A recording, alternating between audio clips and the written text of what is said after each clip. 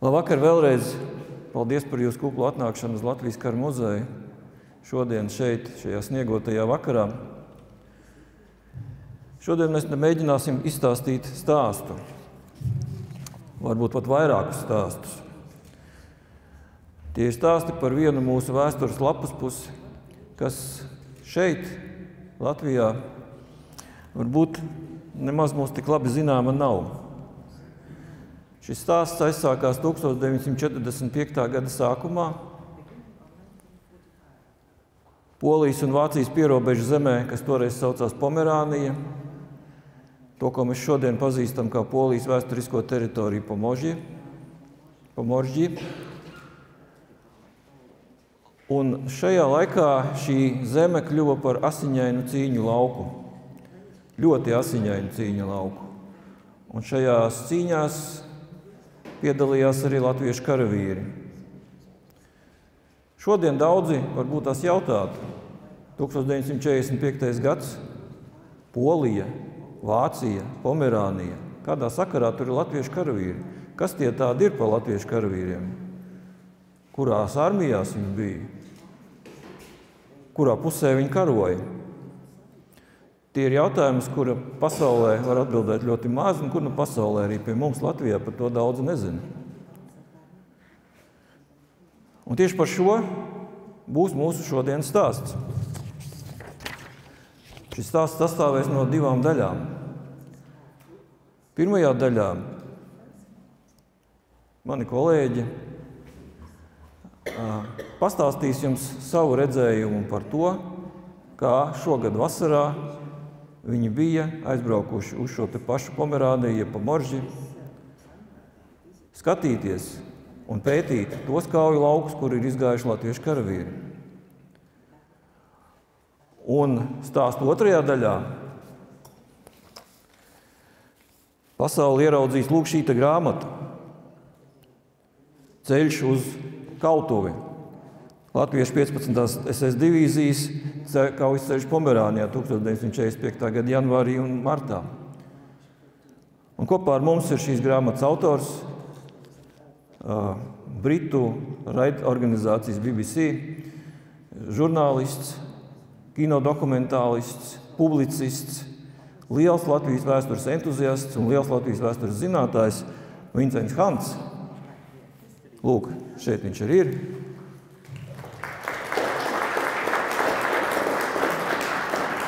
Bet Hanta kungam mēs vārdu dosim šī pasākuma otrajā daļā. Mēs gribam parādīt un pastāstīt šo stāstu, lai jums būtu labāk zināms, kas šajā grāmatā ir rakstīts. Starp citu, mūsu kiosks darbojās un šo grāmatu var nopirkt mūsu kioskā.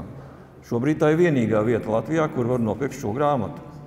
Tātad laipni lūdzam, vai nu ejot ārā, vai nu kādā brīvajā brīdī, kad mūsu vēsturnieku stāstījums varbūt tās sāk drusciņi apnikt, jūs varat iziet un šo grāmatu nopirkt mūsu kioskā.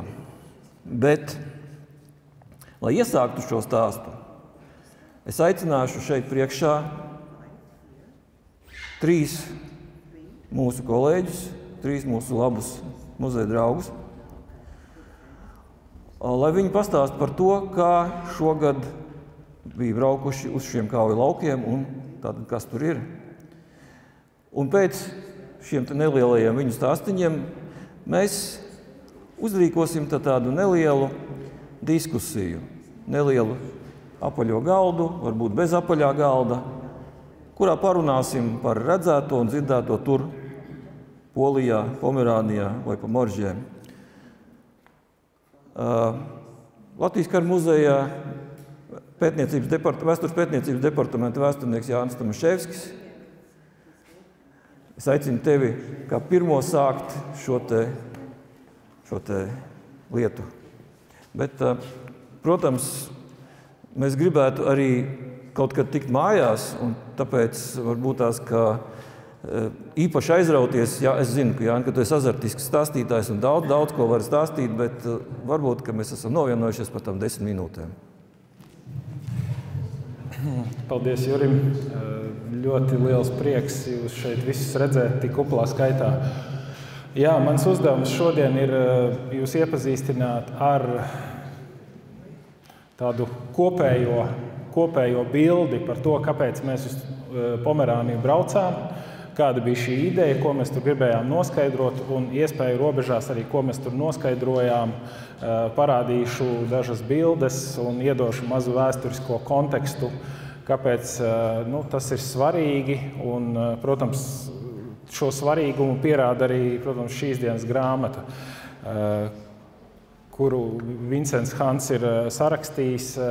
Jāsaka, ka te arī noteikti latviešu vēsturniekiem būtu arī savs vārds jāsaka nākotnē, tuvākā, tālākā, bet katrā ziņā šī tēma noteikti ir tāda, kura meklē atbildes uz vēl daudziem nepateiktiem jautājumiem.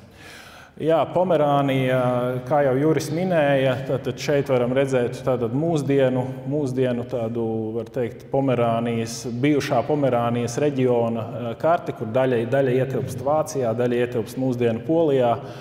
Un, tā ir Baltijas jūras dienvidu krasts, tātad Polijas ziemeļi mūsdienās, tāds salīdzinoši neliels reģions, bet saistībā ar latviešu 15. divīzijas kaujām tas bija ļoti, ļoti nozīmīgs.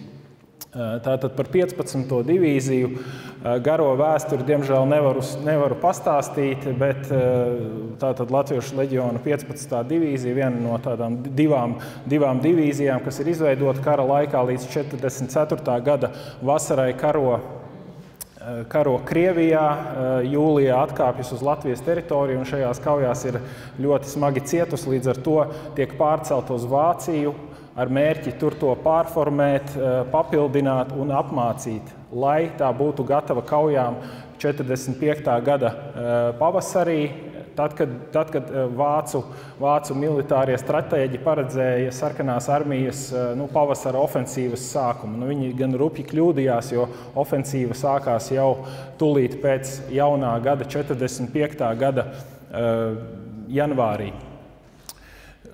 Tātad 12. janvāris Vislas Oderes operācijas sākums. Augšējā kartē schēmā varam redzēt ar šo zaļo koridoru ir iezīmēts apmēram 15. divīzijas tāds kauju laukstis. Protams, tāds ļoti aptuvens, bet apmēram, lai iedomātos Toruņa šī apgabala dienvidu austrumos, tātad no Toruņas uz ziemeļrietumiem. Šī teritorija bija tā, kurā darbojās Latviešu leģiona 15. divīzija. Gandrīz 13,000 karavīri ir uz 1. janvāri šajā divīzijā, un apmēram 1500 18. janvārī dodas uz Kurzemi kā brīvprātīgie palīgā 19. divīzijai. Un 22. janvārī savukārt 15. divīzija jau tiek nosūtīta uz fronti rietumos no Bidgošķas pilsētas Krievijā. Un līdz pat 13. martam notiek sīvas kaujas, notiek atkāpšanās kaujas ziemeļrietumu virzienā. 5. martā sarkanā armija sasniedz Baltijas jūru un tajā brīdī faktiski viņiem jāsāk izlausties no vēl viena ielenkuma, un tajā brīdī jau ir mērķis tātad šķērsot Oderu, lai varētu izdzīvot tajā brīdī. Te varam redzēt dažas fotogrāfijas no tā brīža kaujām. Tātad ļoti smagas kaujas tiek aizvadītas apmēram 50 dienu laikā. Pie Nakeles, Jastrovas, Flederbornas, Landekas, Kaminas, Domslavas un citās, var teikt, mazās Polijas pilsētās, kas varbūt šobrīd tādam vidējam latvietim īsti neko nenozīmēs, bet tiem, kas par šīm kaujām ir lasījuši, tad, protams, šie nosaukumi uzreiz nāk prātā kā tādu sīvu cīņu lauki. Un 13. martā tātad notiek pārcelšanās uz Usedomas salu un Oderes šķērsošanu. 45. gada aprīļa sākumā divīzijā ir pierakstīti apmēram 8250 karavīri. Un tā kā rupji rēķinot, tātad šie zaudējumi apmēram 3200, bet tas vēl neskaitot vēl papildinājumus, kas ir kauju laikā saņemti no 15. divīzijas rezerves vienībām. Līdz ar to, teiksim, tas konkrētais cipars, kādi tad ir šie zaudējumi kauju laikā, vēl ir jāturpina apzināt. Cerams, ka varbūt Vincents Hans savā prezentācijā varēs iedot kaut kādu savu, teiksim, redzējumu, kādi šie kopējie zaudējumi bija, bet jāsaka, ka noteikti tie bija ļoti, ļoti lieli. Kādi tad bija ekspedīcijas mērķi? Tātad pirmkārt izbraukt kaujas ceļu un apzināt iespējas šo kauju vietu izmantošanu militārajā zinātnē, tātad komunicēt ar vietējiem pētniekiem, apzināt, kāda tad ir, teiksim, poļu vēsturnieku interese un sabiedrības viedoklis par latviešu karavīriem, tāpat arī apmeklēt ar kaujām saistītus objektus, veikt šo vietu fotofiksāciju un tāpat arī iespēju robežās apzināt latviešu karavīru apbedījumu vietas un ar tiem saistītos izaicinājumus. Tātad kopumā mēs 4 dienās nobraucām apmēram 320 km un apmeklējām šīs vietas. Protams, tas tikai tāds pavisam tāds vispārīga karte. Protams, tās vietas, kur mēs apstājāmies, bija krietni vairāk.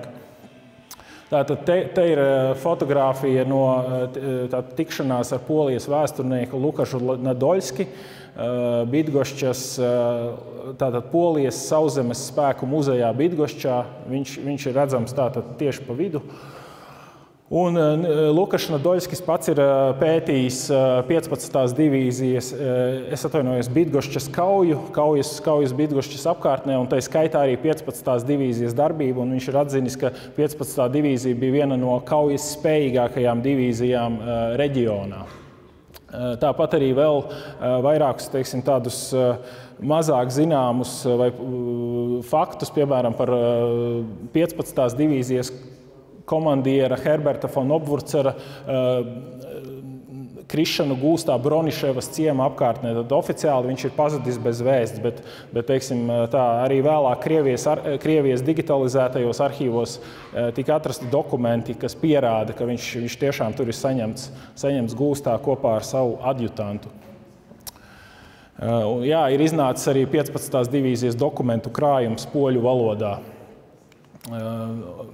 Ar divīzijas kaujām saistītu objektu apsekošanu un fotofiksāciju, tātad ēkas Vansburgā, jeb tagadējā Vietsburgā, kur 45. gada janvāra un februāra vidū atradās 15. divīzijas lazarete, tas ir kreisajā malā, un labajā malā savukārt ir redzama pasta ēka Imenheimā, tagadējā Mročā, kur 45. gada janvārī atradās 15. divīzijas štābs. Tātad tajā brīdī bija pasta ēka, un šobrīd arī tur joprojām atrodas pasts. Dzelzceļa tilts pār Gvudas upi, te varam redzēt tātad ar sarkanu rimbulīti apvilkts, tātad viens no tādiem kara tādām liecībām par to, tātad Vācu armija atkāpjoties ir uzspridzinājuši šo tiltu, protams, ar mērķi, lai sarkanā armija to nevarētu izmantot savu kara materiālu un tam līdzīgi pārvešanai. Flederbornas Podgajas traģēdijas vieta arī tika apmeklēta. Vietējais tātad Zlotovas jeb Flatovas tobrīd muzejs, kurā atrodas arī kokgrebums, tātad veltīts šai Podgajas traģēdijai. Tātad nevaru, diemžēl, gari iedziļināties, bet arī ar šo Podgajas traģēdiju ir saistīts šīs Pomerānijas kaujas. Tātad īsumā ir stāsts par to, ka 45. gada janvāra beigās majora Jūlija Ķīlīša komandētais bataljons 34. grenadieru pulka sagūsta vairāk nekā 30 sarkanās armijas pusē karojošos poļu karavīrus un nodod vācu rīcībā. Un pēc tam šie karavīri tiek atrasti, var teikt, sadeguši ar sasietām rokām. Un faktiski visu Latvijā padomju laiku, kad Latvijā bija padomju laiks, tad faktiski šī atbildība poļu sabiedrības acīs gulās uz latviešu karavīriem. Kaut gan Edvarda Andersa un Jirgena Frica pētījums, kas ir jau mūsdienu pētījums, pierāda, ka tie nebija latvieši, ka tie bija visticamāk holandiešu 48. SS vai kādas citas vācu SS vienības karavīri. Pozitīvā ziņa, ka ir plānota Jūlija Ķīlīša dienas grāmatas tulkošana un izdošana Polijā, kas varētu Polijas sabiedrības un arī droši vien akadēmisko aprindu viedokli pamazām mainīt. Leopolda Sīpoliņa fotogrāfijas uzņemšanas vieta tātad arī ar sarkano rimbulīti tātad uz ziemeļiem no Kaminas. Tātad šāda fotogrāfija 45. gada janvārī tika uzņemta un ar kolēģu pūlēm atradām. Protams, tā vieta šobrīd ir aizaugusi. Oriģinālajā fotogrāfijā redzams Kamjonkas ciems aizmugurē, bet šobrīd, protams, braucām vasarā. Iespējams, ka ziemā tur varētu būt nedaudz labāks skats salīdzināšanai. Pomerānijas valnis, tātad uz bijušās padomju Vācijas un Polijas robežas, tātad valnis, kas ir būvēts 30. gadu pirmajā pusē, un pēc tam viņš ir pārtraukts būvēt, bet Otrā pasaules kara laikā šis Pomerānijas valnis ir izmantots kaujās pret sarkano armiju. Un te arī dažādi šie bunkuri, tāpat arī prettanku aizsprostojuma vietas ir redzamas. Un, protams, tas tāds vairāk tāds, teiksim tā, sānsolis. Tur ar latviešu karavīriem tur mazāka saistība. Ekspedīcijas rezultāti, tātad iegūtas zināšanas, kas tātad var veicināt NBS karavīru taktisko apmācību norisi. Par to vairāk varbūt Valdis Kuzmins pastāstīs savā prezentācijā. Tāpat arī iegūti vērtīgi kontakti ar poļu pētniekiem, kas var sekmēt akadēmisko sadarbību un publiskās vēstures iespējas nākotnē. Tāpat arī nodibināti kontakti ar poļu meklēšanas vienībām, kas varētu sekmēt ekshumēto latviešu karavīru korektu reģistrāciju nākotnē un sadarbību ar Latvijas brāļu kapu komiteju šajā sakarībā. Un tāpat arī, kā es jau savā prezentācijā minēju, tātad noskaidrot arī vairāki tādi līdz šim nezināmi fakti un faktiski veikt arī visu šo vietu fotofiksācija un vairāku kara laikā uzņemtu fotogrāfiju lokalizāciju.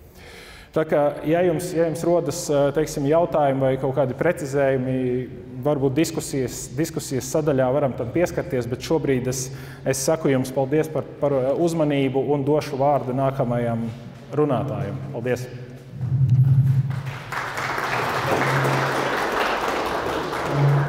Paldies Jānim! Jā, diskusijas un jautājumus mēs atstāsim tad drusku vēlākam laikam. Bet tagad es aicināšu Nacionālās aizsardzības akadēmijas pētnieku Valdi Kuzminu, kurš ir atzīts speciālists tieši par militārās vēstures to jomu, kas atbild par visādām uzbrukuma aizsardzības stratēģijas un organizatoriskām lietām. Lūdzu, Valdi, uzlikts, ja? Labvakar.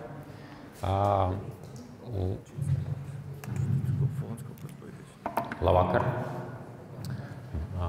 Valdis Kuzmins, prieks jūs redzēt šodien lielā skaitā. Apsveicu Vincentu ar grāmatas iznākšanu. Izmantošu šo iespēju tagad no pašas priekš to stāstīt. Un, lai neatkārtotos ar to, ko Jānis stāstīja pirms tam, mans mērķis ir varbūt es paskaidrošu nedaudz vairāk fotogrāfijas, ko Jānis rādīja.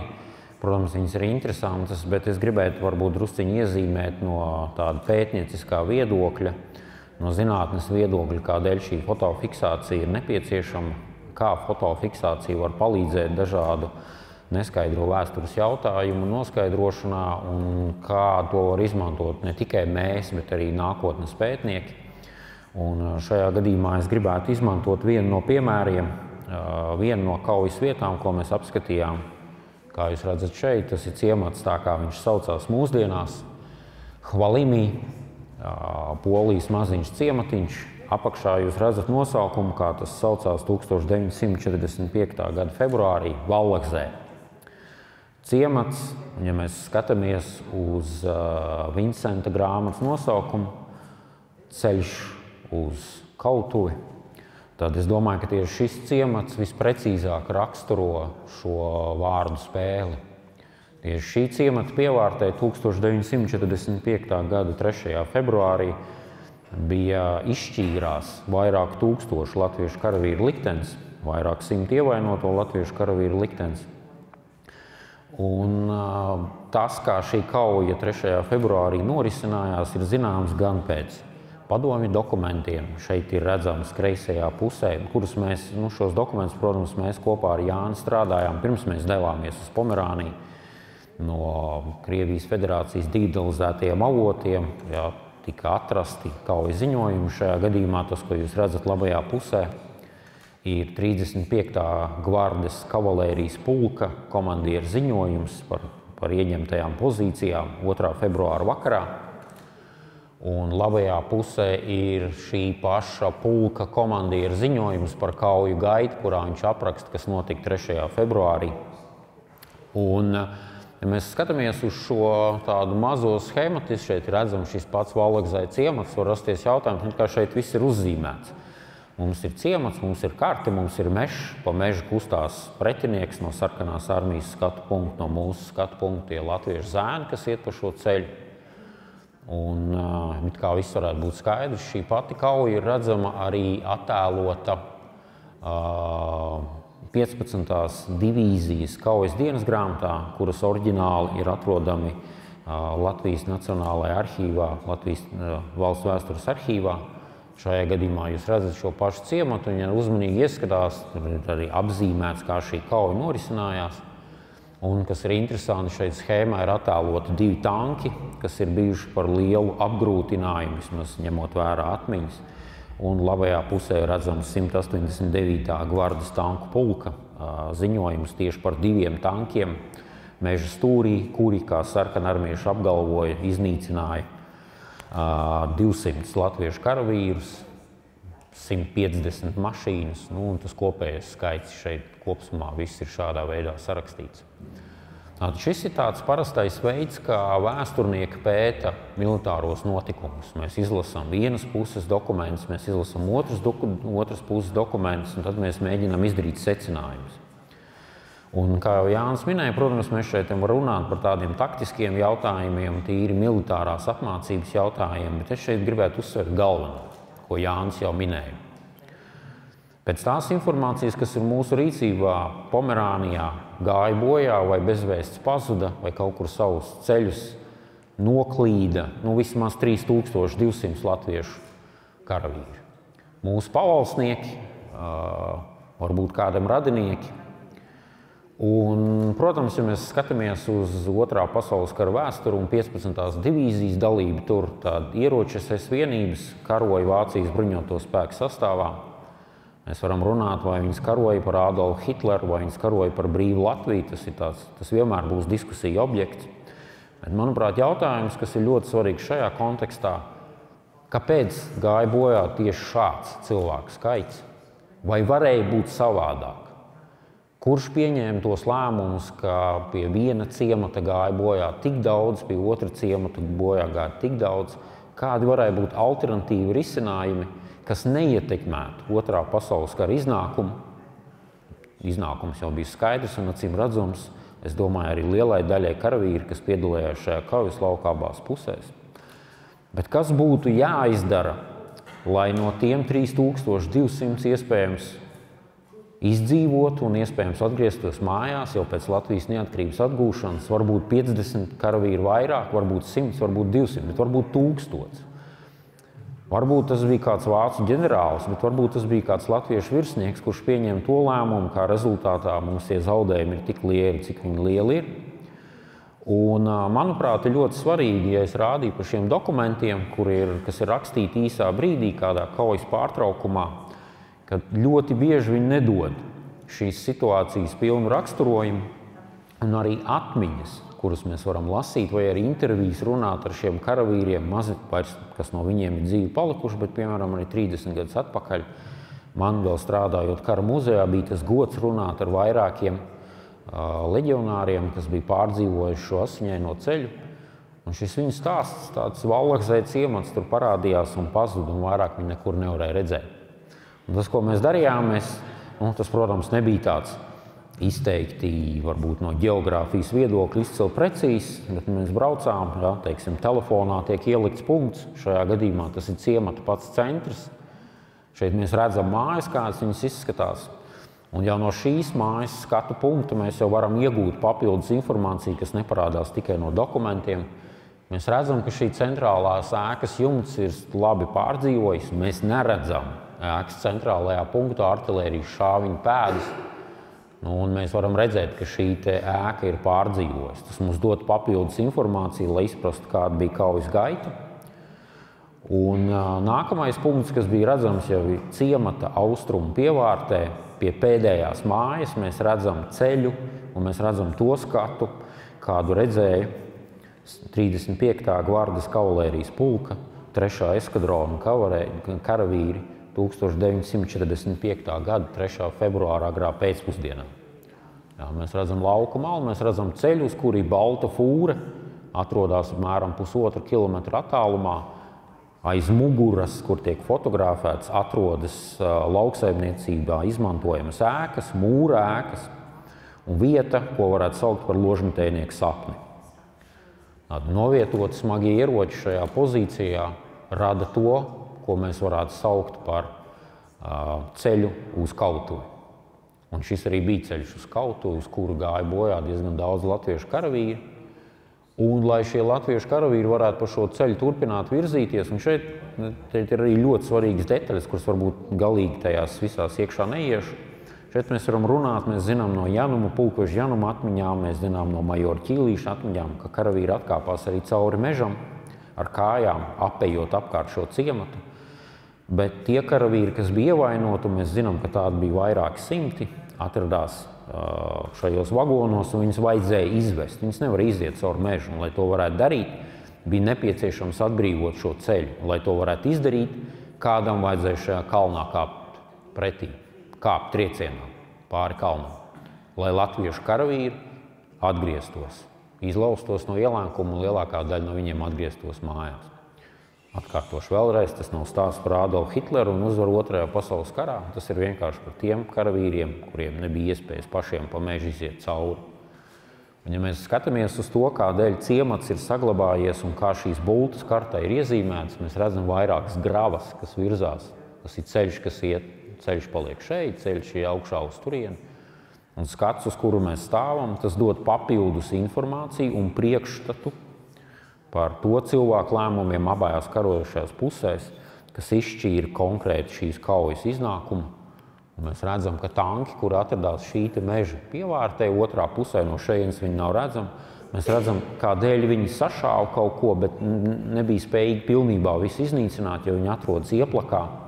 Un no šīs ieplakas, kā viņi teica, viņi atradās slēpnī, viņi tā arī vairāk neko redzēt nevarēja. Un šī ir tāpat saimniecības ēkā aizmugurē, kā jūs redzat, nekāda lieli kaujas bojājumi viņai nav, ēka ir saglabājusies. Tas nozīmē, ka šis uzbrukums, kuru vadīja 15. SS divīzijas štāba priekšnieks Vulfs, kurš šajā kaujā arī gāja bojā, un kopā arī ar latviešu 32. grenadieru pulka komandieru Friedrihu Rubeni un vēl veselu rindu karavīri, kurš šajā triecienā gāja bojā, īsti līdz šajām mājām netika, bet tas arī nebija nepieciešams. Tur pilnīgi pietika ložmetējnieks atbīdīt tālāk, ciematā dziļāk, lai viņi nevarētu ietekmēt pašu ceļu kā tādu, un kas arī radīja to, ka šī atkāpšanās uz Landeku varēja turpināties daudz sekmīgāk. Un šis ir ceļš no paša ciemata, no Hvalīmī ciemata jau uz šo ceļu, kā redzams, ir grava, kas dod iespēju virzīties salīdzinoši drošā vidē. Abās pusēs redzam tādi ļoti raksturīgie dzīvžogi, koki, kas dod šādu te priekšstatu, kurā vietā karavīri virzījās, kāpēc viņi virzījās, kurš šādu lēmumu pieņēma un tā tālāk. Protams, visas šīs bildes būs pieejamas kara muzejā, ja nu kādam būs tā lielā interese, tad viņas tiks saliktas chronoloģiskā secībā, redzams punkts kartē, redzams virziens, apmēram ir vienādā veidā fotografēts, sākot no ziemeļiem un tad tālāk ejot 360 grādiem. Un šī ir tikai viena kauja, kur es gribēju norādīt, kāds bija tas mūsu mērķis un kāds, es ceru, būs tas pienesums, varbūt drusciņi ārpus, ja, kā Jānis minēja, NBS karavīru apmācībā, protams, tas ir izmantojams, bet arī varbūt tādā plašākā skatījumā uz 15. divīzijas, tādu iekšējo savstarpējo attiecību, kurš bija tas, kurš uzņēmās vadību, kurš izdomāja, ka viņš neuzņemsies vadību, kuri karavīri tur gāja, kur negāja. Tas tāds ļoti plašs pētījums, kas varbūt pat iet ārpus tādas klasiskās militārās vēstures, tā jābūt tāda sociālā vēsture, un tieši šāda apvidus izpratne par to, kā apvidus izskatās, manuprāt, dod tādu lielāku pievienoto vērtību kopā gan ar šādām grāmatām, gan, kā Jānis minēja, cerams, latviešu vēsturnieku darbiem, kas dod tādu lielāku priekšstatu par to, kā tas viss notika 1945. Gada janvārī un februārī. Ar to arī paldies! Es ceru, ka es iekļāvos 10 minūtēs. Paldies, Valdi! Un, jā, protams, padiskutēsim arī pēc tam drusciņi par savādāku veidu nozīmi latviešu historiogrāfijā, bet tas būs vēlāk. Man tagad es gribētu pateikt, ka tie karavīri, kas 45. gada sākumā karoja Pomerānijā, daudzi no šiem karavīriem vēlāk bija tie, kas apsargāja Nirnbergas tiesu pili, kad tur tiesāja nacistiskos noziedzniekus. Daļa no viņiem pēc tam dienēja britu un amerikāņu palīgrotās šo valstu armijās Vācu okupācijas zonās, amerikāņu un britu okupācijas zonās Vācijā. Daudzi no viņiem amerikāņu armijas sastāvā karoja Korejā, un daudzi no viņiem pēc tam trimdā dibināja toreiz sabiedriska organizācija, kas vēlāk izvērtās arī par tādu politisku organizāciju, politisku kustību Daugavas vanagi. Un tieši tāpēc dziļi simboliski, manuprāt, bija tas, ka šajā ekspedīcijā piedalījās arī šī brīža Daugavas vanagu centrālās valdes priekšsēdis Aivars Sinka. Lūdzu, Aivar, arī lūdzu pastāstīt, varbūt tev pat tavām izjūt. Es tūlīt uzlikšu tev prezentāciju. Labvakar. Pirmā lieta, ko es teikšu, ir kaut kas, kas mani pārsteidz, kad es atbraucu uz Latviju dzīvot. Bet tas, protams, pavisam dabīgi. Šeit ir, protams, ir vēsturnieku pētījumi un grāmatas, bet kaut tautā ir liela, spēcīga atmiņa par Kurzemes cietoksni vai katlu vai kā tu gribi saukt, un ģimenes atmiņas par to, kas tur notika. Latvijā ir maz šī tautas atmiņa par 15. divīziju un 15. divīzijas kaujām te Pomerānijā un vēlāk Vācijā. Un, protams, uzaugot Anglijā, bija tieši pretēji. Mēs dzirdējām tos stāstus, ko vecie Daugavas vanagi stāstīja un ģimenēs, ko stāstīja. Un tas mums nelikās sveši. Bet kas man pārsteidz, ka šeit Latvijā maz izzināms šis stāsts. Un katrai lietai ir jābūt viens sākums. Un principā sākums bija šī grāmata, Vincents Hants.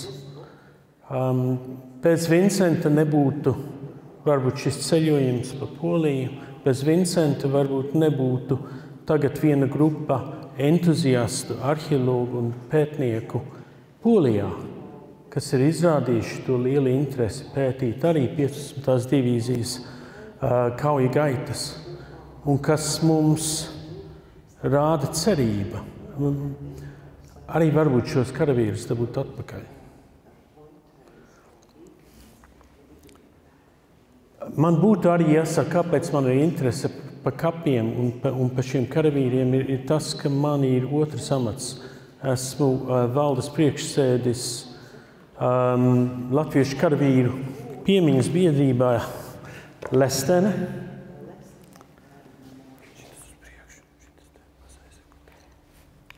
Tā, labi, ļoti labi. kam ir sava atbildība pāraudzīt arī Lestenes brāļu kapus. Tādēļ man ir organizatoriski interesi šajā lietā, kaut tas varbūt dažiem liekas mazīgi groteski, bet tā nu ir. Kad mēs bijām runāties ar poļu vēsturnieku Lukašu Nadolski Bydgošķā, bijušajā Brombergā, kā vācieši to sauca, viņš teica, ka šajā vietā, ko vācieši sauc par Šlesenu un ko Polijā sauc par Šlēzinu, un ko šodien sauc par Šlēzinu, jo tā ir Polija, vai ne? Tā nav Vācija, kā Hitlera laikā to vēlējās. Ka tur ir padomju kapi, uzraksts poļu valodā 211 sarkanā armijas karavīru, bet ir bijis mēģinājums ekshumēt šos karavīrus, tādēļ, ka vietējie atcerējas, ka tur bija latviešu leģionāri apglabāti. Šo ekshumāciju liedza Krievijas federācijas pārstāvji vēstniecība laikam teica, ka tur nedrīkst veikt šo ekshumāciju. Un tad, ja mēs tur bijām, uzņēmām fotogrāfijas, apskatījām. Ir interesanti, ka Lestenes brāļu kapos, tur labā pusē, tur ir tieši uzrakstīts izlūka bataljona otrā rota, kas krituši vai pazuduši bez vēsts šajā vietā, Šleizinā, 26. janvārī 45. gadā. Tur ir 46 vārdi. Izlūka bataljons nebija vienīgie, kas cīnījās tur tajā dienā. Tur arī bija 32. pulka 1. bataljons. Un tas bija, kaut tās kaujas bija tikai 2-3 dienas. Es domāju, izlūka bataljons tur tikai nokļuva 25. janvārī, 26. janvārī viņš jau atkāpās, viņš bija zaudējis, viņi bija 600, 3 dienu vēlāk viņi bija 250. Un tieši šī otrā rota cieta visvairāk. Es vēl mēģinu uzzināt tieši, kura iestāde, Polijas iestāde mēģināja šo ekshumāciju veikt. Kad es to uzzināšu, tad es iesniegšu Daugavas Sonagu vārdā ārlietu ministrijai oficiālu lūgumu šito lietu vest tālāk. Ja reiz mūsu iestādēm bija bail no Krievijas pārstāvjiem, varbūt tas vairs tā nav. Šis ir Vilhelms. Viens jaunums ir, ka sadarbojoties ar Brāļu kapu komiteju, un paldies, es domāju, ka Brāļu kapu komiteja dara fantastisku darbu, pārstāvjot latviešu karavīrus, kas ir apbedīti vai atrasti visā pasaulē. Sadarbojoties ar Brāļu kapu komiteju, pirmoreiz Lestenes biedrība 12. novembrī veica izrakumu. Šis bija Latvijā, Dobeles novadā. Tur izrakām 5 karavīrus. Es nezinu, vai jūs zināt, bieži vien, lai identificētu karavīru, ieraka kopā kapā viena pudeli. Pudelē ielika dokumentus, kas apraksta šo karavīru un kā viņš kritis un tā tālāk. Un no tā varēja uzzināt šī karavīra ģimene. Šīs bildes nāk no karavīra ģimenes. Viņš reiz bija maiznieks. Paskaties, cik stalts puika. Un tas rāda arī uz kaut ko.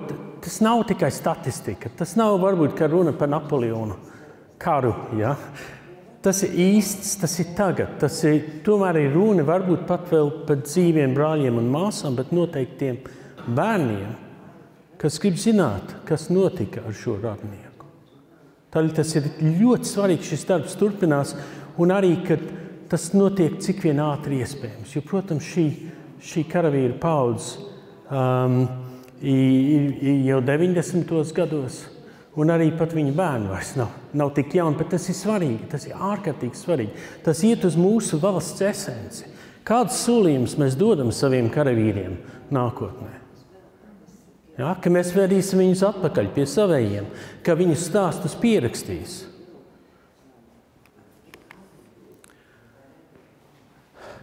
Es minēju, tagad ir viena pūļu entuziastu grupa.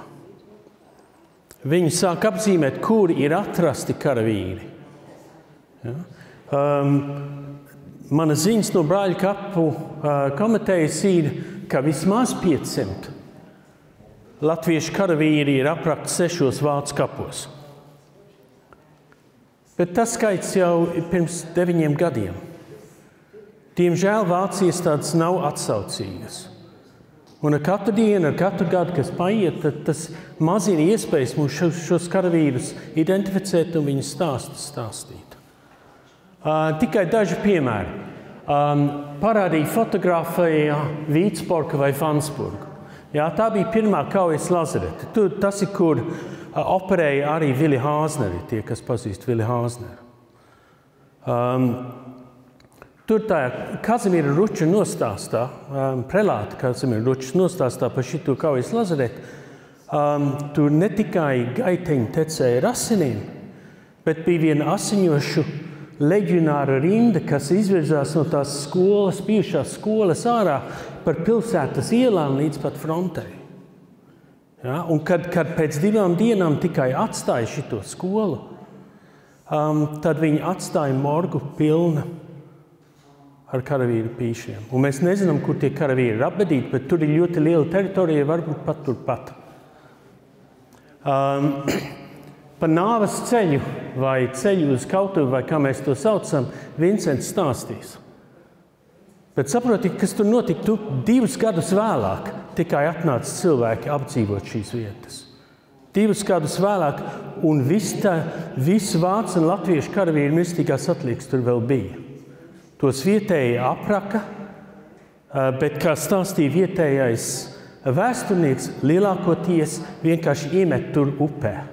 Šim nāves ceļam blakus iet Kudovas upe, Gudas upe, un ir jādomā, kas tur ir noticis. Ja? Kāpēc mēs nevaram atrast? Un tur varbūt ir runa par 1000, 15 kilometru garumā. Šogad, 23. gadā, man izstāstīja, ka martā izraka bijušajā Vordelē, tagadējā Orzelekā, 23 karavīrus. Neviena Latvijas iestāde nav bijusi informēta par šo lietu. Ja, tur atrasts skaists sudraba krusts no Dundagavas baznīcas dāvināts. Ja mums nestāsta, ja Brāļu kapu komitejai nestāsta, tad mēs nevaram darīt šo darbu. Un, kā saka, šis darbs apzināt mūsu karavīrus ir mūsu valsts esence. Tas ir kodolā. Cik daudz mēs savus cilvēkus aizstāvēsim? Šis man pēdējais, viens kolēģis Daņēls Nīta.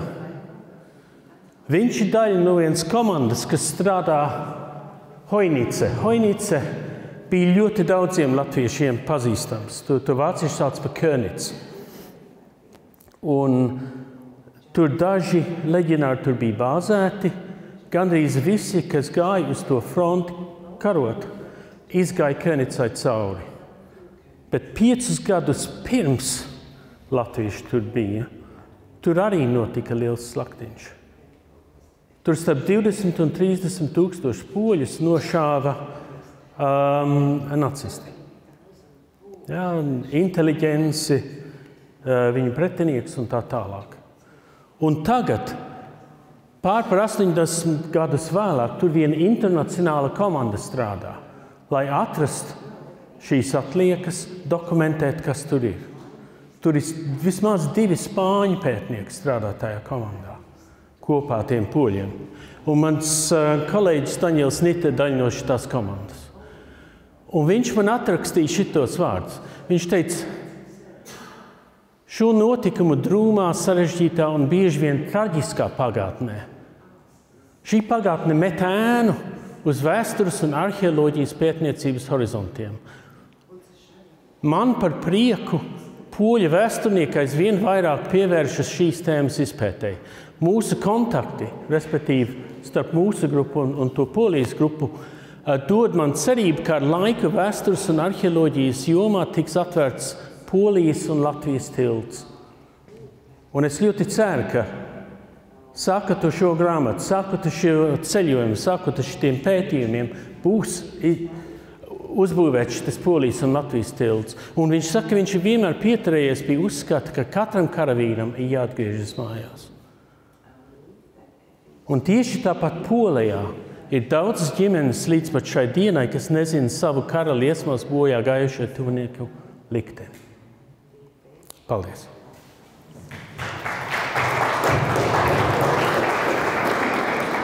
Paldies, Aivar. Mēs esam noklausījušies šos 3, varētu teikt, priekšlasījumus, tā akadēmiski izsakoties. Un tagad mēs esam pavēruši lauku tādai nelielai sarunai. Un tāpēc es aicinu šeit priekšā Jāni, Aivaru, Valdi un arī mūsu godāto autoru. Tā, kungi. Tātad vēlreiz prieks jūs tagad redzēt visus kopā šeit priekšā. Un mēs esam noklausījušies tad par šo ekspedīciju, par to darbu, ko es esmu izdarījuši ekspedīcijā, protams, ļoti īsi. Un tas ir skaidrs, tas, ka ne visu jūs paspējāt izstāstīt. Tur ir vesela noteikti interesanta virkne dažādu faktu un dažādu notikumu, kas notika šajā ekspedīcijā. Bet jūs jau par to stāstījāt. Un stāstījāt jau tā vairāk vai mazāk detalizēti, bet 3 vārdos varbūt tās var atgādināt to,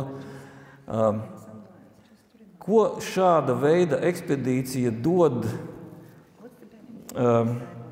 Latvijas historiogrāfijas kopējā ainas izpētē. Kāpēc tāda lieta ir vajadzīga? No jūsu redzes viedokļa, no vēsturnieka, no sabiedriska darbinieka, varbūt, ka no kāda cita redzes skatu punkta. Nezinu, varbūt, jā, Aivar. No mani viedokļa ir vienkārši tas, ka te ir tāds rops. Nav šī tautas atmiņa Latvijā par šiem karavīriem un kas tur notika. Un kas ir, protams, to karavīru liktenis. Tādēļ es domāju, šis ceļojums palīdz to vielu aizpildīt.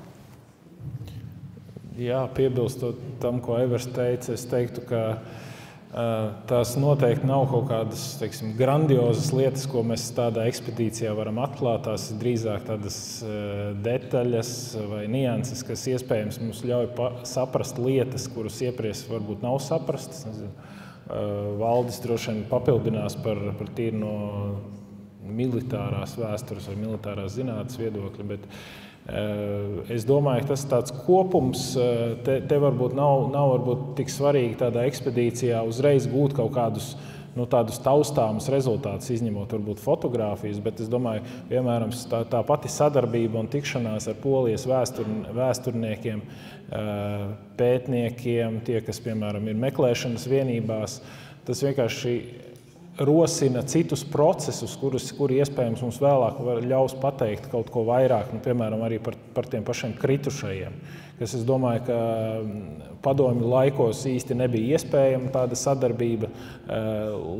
Teiksim, pēc neatkarības atgūšanas tā sadarbība iespējams kavējās, tāpēc, ka bija citi tādi svarīgāki temati, ko pētīt, bet šobrīd es domāju, ka durvis ir vaļā, teiksim, tagad tās iespējas, protams, ir dažādas, protams, savs aspekts, protams, ir arī finansējums, bet šajā ekspedīcijā mums bija iespēja aizbraukt, un es domāju, tas ir tikai sākums tādiem pozitīviem procesiem, kas gan tādā publiskās vēstures jomā varētu parādīties, gan akadēmiskie kontakti, kas mums jau ir, teiksim, nodibināti.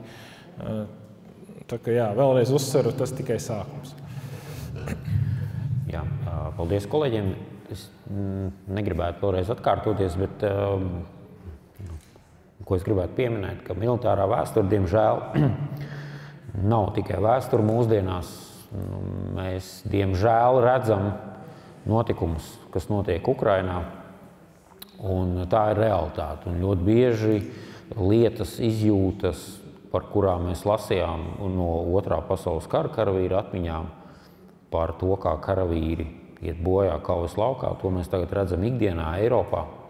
Un arī šajā braucienā mums bija tāds, kā lai saka, tāds augstās dušas moments, ka mēs braucām netālu no Kaminas, tur, kur atradās kādreiz Vācijas, Polijas robeža, pirms otrā pasaules kara tur atradās muitas ēka. Mēs tur braucām tādēļ, ka tur bija pozīcijas, kur atradās 34. grenadieru pulka 1 bataljonu štābs, kur atmiņās aprakstīts, kā viņi gāja vannā, jo tas bija uzbūvēts vācu skaista ēka un viss pārējais.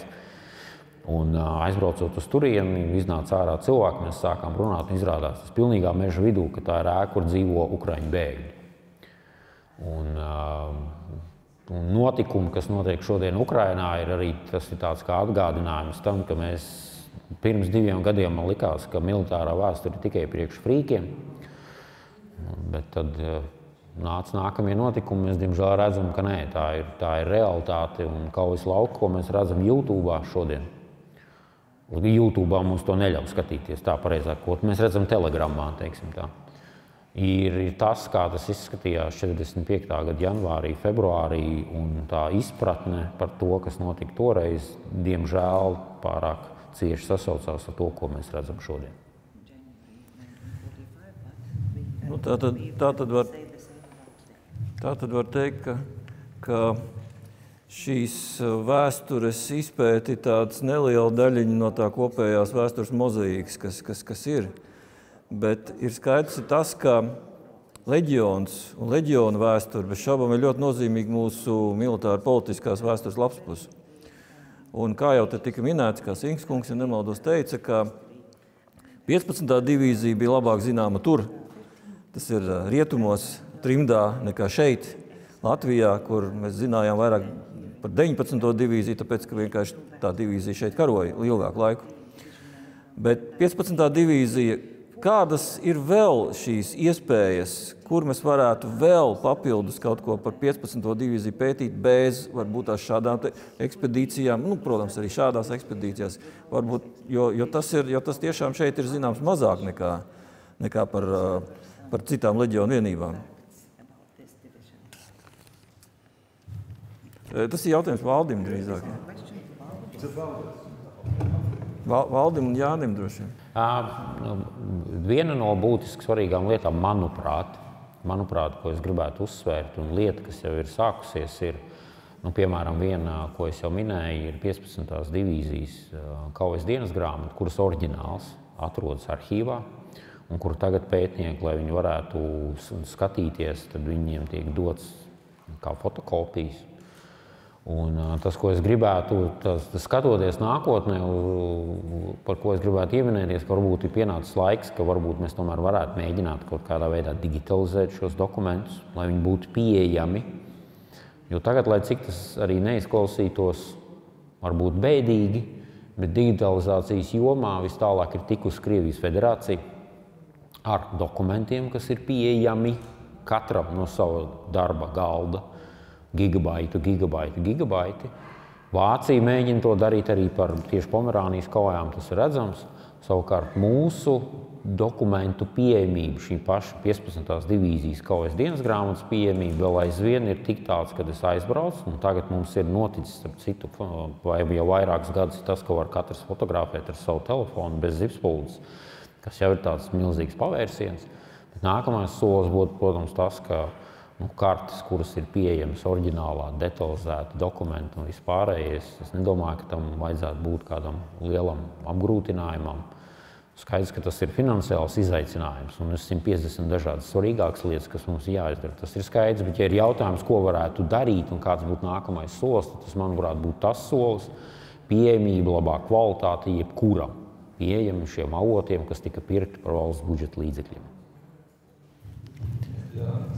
Jā, lai neatkārtoties to, ko Valdis jau minēja, es teiktu, ka saistībā ar šīm kaujām noteikti ir tāds solis, kas vēl nav līdz galam spērts. Tas ir apkopot visas mutvārdu liecības, dienas grāmatas, kas arī mēdz par dažādām kauju epizodēm pateikt, iespējams pat vairāk nekā kāds dokuments, jo šīs liecības, kas arī, piemēram, Kara muzejā turpina ienākt, pavisam nesen muzejā nonāca Laimoņa Ceriņa dienas grāmatas, ko viņš ir rakstījis gan kara laikā, gan pēc kara laikā, ko arī Vincents Hans savā grāmatā ir izmantojis. Šīs liecības arī ir ļoti, ļoti nozīmīgas tādam kopējai bildei un kopējam stāstam. Jā, un Aivar varbūt tās kā nevēsturnieka skatiens uz tā kā pietrūkšajā kopainā runājot par... Paldies. Ir pāris lietas, kas man liekas pat par sevi saprotamas, bet, protams, tas prasa laiku un naudu un tā tālāk.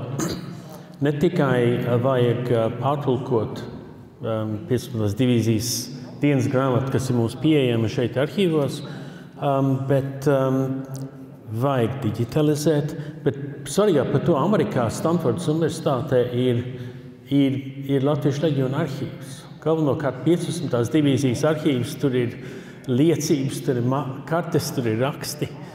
Tas ir vai jārepatriē uz Latviju, vai jādigitalizē, lai to var pētīt no šejienes. Pašlaik tur ir braukuši atsevišķi vēsturnieki, daļu fotografējuši, daļu pierakstījuši, bet kā kopumu tas nav mums pieejams.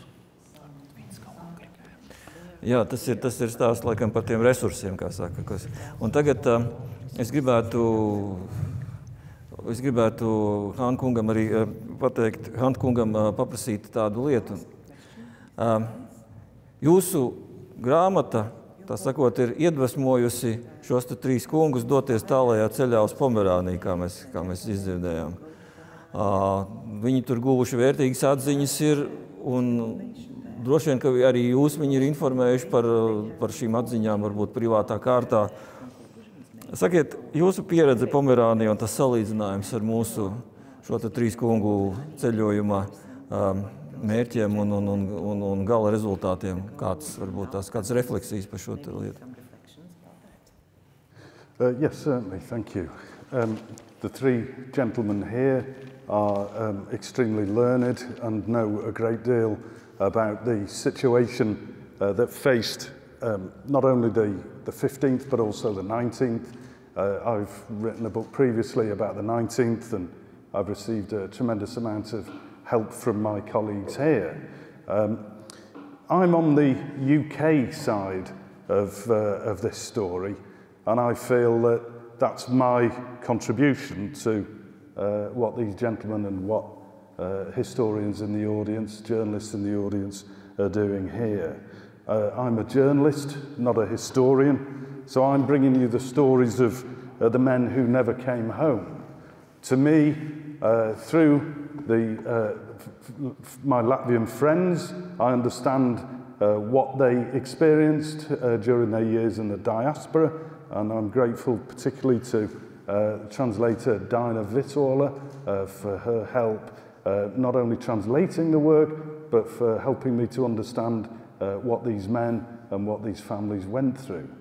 So when I started to interview the last of the Latvian legionnaires, there were many, many more, but when I started interviewing them, we were down to 10 or 12.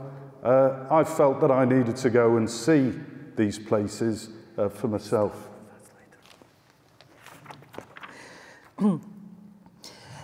Jā, es esmu ārkārtīgi pateicīgs visiem šiem 3 kungiem. Viņi noteikti zina ārkārtīgi daudz faktu. Es ne tikai par 15. bet arī par 19. divīziju, par kuru es esmu uzrakstījis grāmatu. Es zinu tikai to apvienotās karalists, jeb Anglijas pusi, jeb skatu punktu, bet tas ir mans pienesums šajā vēstures izzināšanā. Es esmu žurnālists, nevis vēsturnieks. Un es, pateicoties Dainai Vītoliņai, kur iztulkoja vairākas dienas grāmatas, es varēju pastāstīt stāstu, ko stāstījis vīrs, kurš nekad neatgriezās mājās. Protams, es lasīju un uzklausīju daudzas liecības, bet savas grāmatas pamatā es izvēlējos 10 vai 12. And one thing that is worth saying that Valdis has touched on is that this is a remote part of Poland. It's a few hours drive from Gdansk. It's not the place that you just stumble across. So going there gave me an understanding of the geography and of the challenges that people faced, and also of the chaos and the carnage that happened there. Kā jau Valdis arī teica, attiecīgi šī vieta, šis ciematiņš ir Polijas nekurienē, vairākas stundas braucienā no Gdaņskas. Tā kā aizbraucot uz turieni un došanās uz turieni ļāva man saprast gan izaicinājumus, gan arī ģeogrāfisko novietojumu, kā arī tos šausmīgos notikumus, kas tur norisinājās. And just one final point. Another thing that's been very important for me, digitisation. We talked about digitisation, the fact that between our panel here we can transfer images, transfer texts, speeds up the whole process. And yes, it would be very handy if the 15th Division War Diary was digitised, and also for me, if it was in English. That's just a little aside. But digitisation is the key, and for me, so are translators. So thank you to all the translators. Jā, protams, tas, ka būtu nepieciešams dokumentus digitalizēt, tā ir pilnīgi taisnība, jo mēs savā starpā apmainījāmies ar tekstiem, gan ar attēliem, un tas pātrināja daudzus procesus. Tas bija ātrums, ar kādu mēs varējām strādāt. Un, protams, ja 15. divīzijas dienas grāmata tiktu digitalizēta, tas ārkārtīgi būtu noderīgi, vēl jo vairāk, ja tā tiktu iztulkota angļu valodā. Tā kā liels paldies tiem, kas šo darbu darīs. Liels paldies. Es domāju, ka ir pienācis tas brīdis, kad varētu šiem te kungiem arī jautājumi būt no zāles. Varbūt kādam ir kas piebilstams jautājums, kamēr viņi te vēl sēž.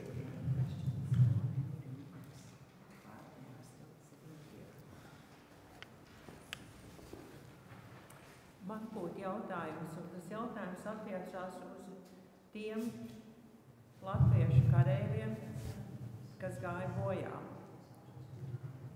Vai jūs savās vizītes laikā, savas ekspedīcijas laikā, jūs ieguvāt arī kādas konkrētas jaunas ziņas, lai varētu identificēt tos karavīrus, kas nekad neatgriezās?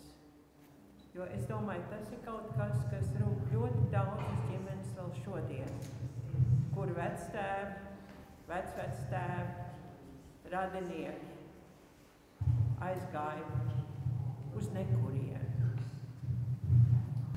Jā, es domāju, Aivars tūlītās varēs varbūt sīkāk šo pakomentēt, bet es gribētu teikt, ka pirmkārt mums nebija iespējas veikt arheoloģiskus izrakumus pat tajās vietās, bet pēc tikšanās ar poļu vēsturnieku, ja jūs atceraties, ir tāda grāmata Latviešu leģiona fotogrāfiju izdevums, kurā uz vāka ir uzlikta bilde, kur ir Daugmalietis, un apakšā ir pieraksts, ka tā ir fotogrāfija, pēc kuras karavīri tur nonāca, viņi tika apšauti. Sarkanarmieši piebrauc, viņus apšauja. Un poļu vēsturnieks mums norādīja to vietu, kur arī šie karavīri tika atrasti. Mēs šo vietu nofotografējām, kas, protams, nedaudz salika puzli, ja tā varētu izteikties, kāpēc viņus nošāva, kas tur notika tieši tajā vietā, ņemot vērā, kā tas viss apkārt izskatījās.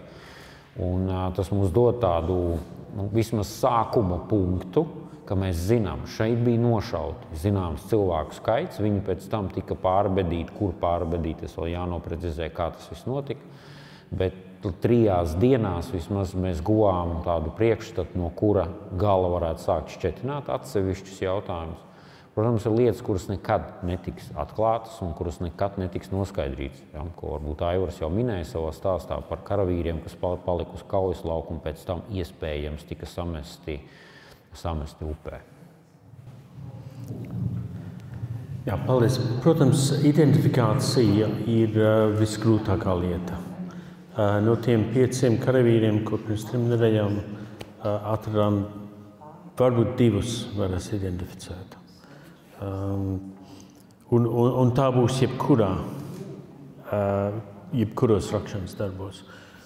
Tomēr var daudz ko uzzināt. Un tas, ka mums tagad ir šie poļu kolēģi, tas dod cerību, ka vairāk varēs atrast to informāciju. Ir arī jārēķinājās par arhīviem. Ir tā sanāk, ka Vincents un es un viena Vācijas pētniece brauksim uz Prāgu janvārī. Tur ir 2 arhīvi, kuri pieminēt latviešu leģionus. Bet kas to zina?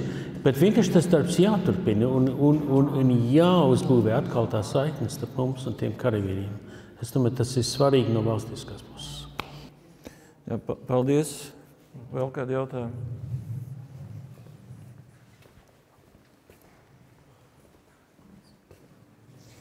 Labvakar, man sauc Argita Daudze, esmu vēsturniece un arī strādāju ārlietu ministrijā kādreiz.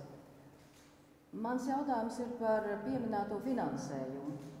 Sakiet, projekts ir kā paspārnē, un kā šis projekts attīstīsies, un arī vai jūs esat jau sazinājušies ar Latvijas vēstniecību Polijā, un vai jums ir bijusi laba sadarbība ar mūsu diplomātiem tur? Paldies! Es esmu kontaktējies ar Latvijas vēstnieku Polijā, Puikānu kungu.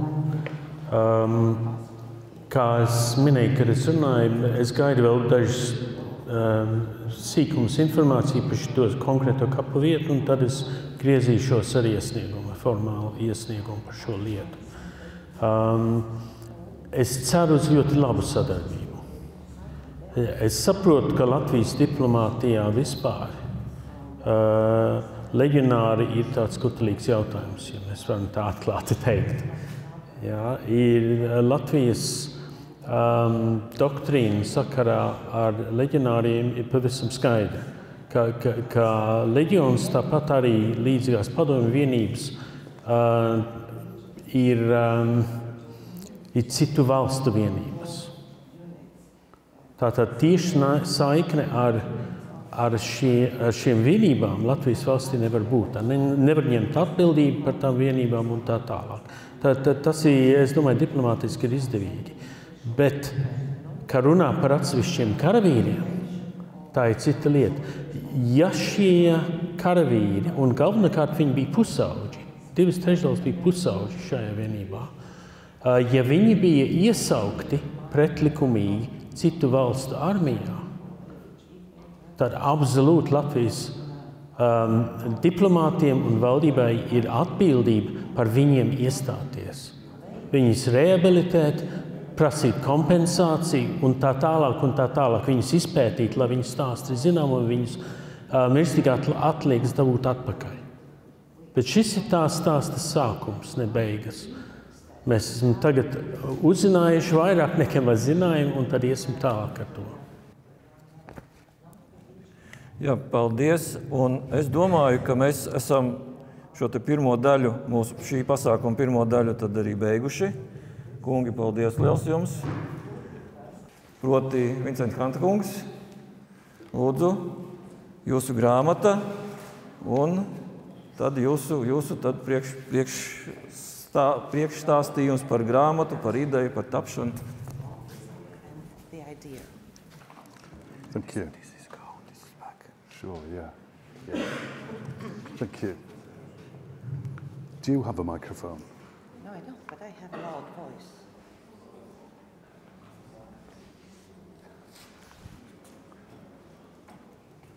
Shall we try this? No. Is it switched on?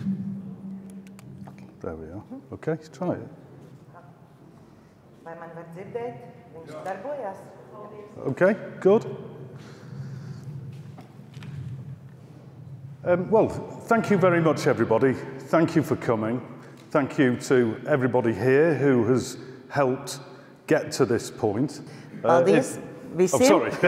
Paldies visiem par ierašanos. Paldies visiem tiem, kas mums palīdzējuši nonākt līdz šim brīdim.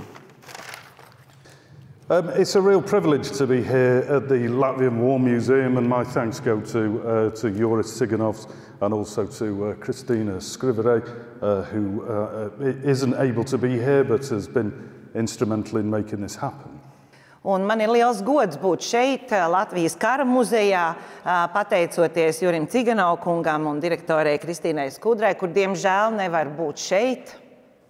Thank you for the contributions from Jānis Tomaszewskis, from Valdis Kuzmins and Ivar Sinker, all of whom have been extremely helpful and have shared their wisdom with me in the writing of this book and supplying the pictures.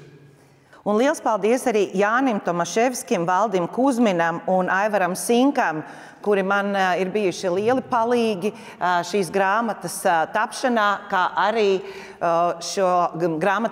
šīs fotogrāfijas izmantošanā. And of course my thanks to Ander, the translator. Tulkam paldies. Always the translators for me. It's very, very important. So, I've thanked Dinah Vittula already, but I'm happy to do so again. Dinah explained, as I said before, what life was like for the people growing up and living out their lives in the UK. Daina man paskaidroja, kāda bija latviešu dzīve, to latviešu, kuri izauga apvienotajā karalistē, Anglijā. And I'm delighted to bring these stories of the Latvian legionnaires who never were able to come home, back home.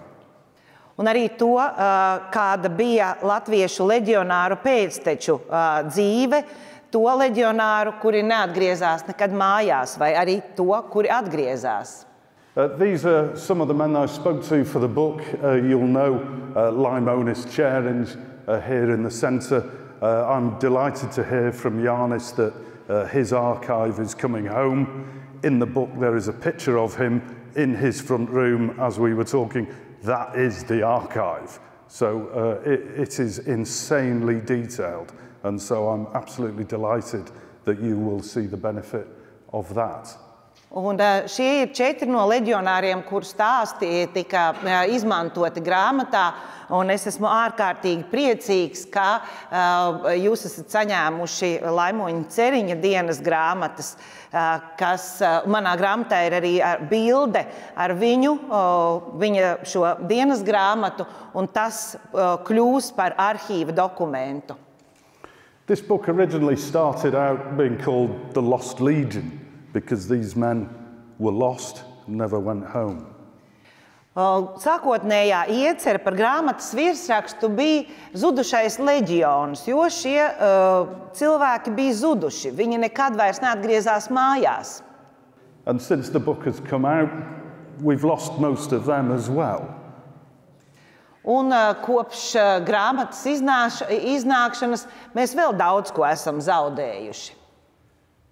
This book's taken 6 years to write. I heard these men were getting old. I kept getting phone calls saying, these men are getting older. Why don't you speak to them? And I thought, why don't I? Grāmatas sarakstīšana ņēma man 6 gadus. Es dzirdēju un sapratu, ka šie cilvēki jaunāki nepaliek, šie vīri nepaliek jaunāki, un tie arī pamet šo zemi no gada, un tad man teica, kāpēc to ar viņiem nerunā, un es sev uzdevu jautājumu, kāpēc gan ne?